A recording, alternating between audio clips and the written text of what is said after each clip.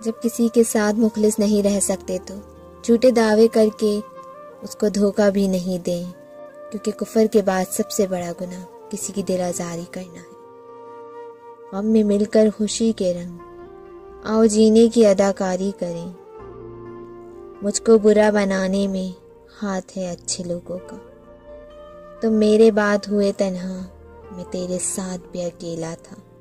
ہائے لوگوں کی کرم نوازیاں، تہمتیں، بدنامی اور رسوائیاں۔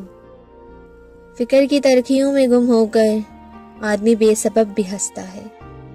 خوش رہنا آپ کے اپنے اوپر منحصر کرتا ہے، آپ کسی کی بات کو کس قدر سنجیدہ اور مذاق میں لیتے ہیں۔ بعض وقت چھوٹی چھوٹی باتوں کو سر پر سوار کرنے سے ہم روزمرہ کی زندگی کو تناؤ کا شکار بنا لیتے ہیں اور چھوٹی چھوٹی خوشی سے لطف اندوز ہونا بھول جاتے ہیں۔ خوش رہیں، خوشیاں بانٹیں۔ مختصر یہ کہ اچھے لگتے ہو، طویل یہ تمہاری چاہت کی داستان لمبی ہے، زوال یہ کہ تم دور ہو، کمال یہ کہ تم جی رہے ہو۔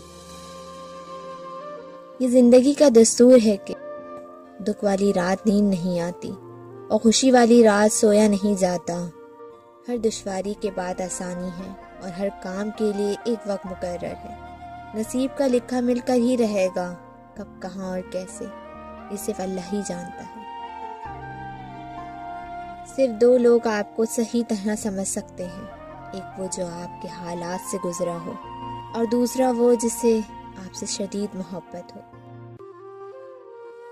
ملتا تو بہت کچھ ہے زندگی میں، مگر ہم گنتی اسی کی کرتے ہیں جو ملا نہیں ہوتا۔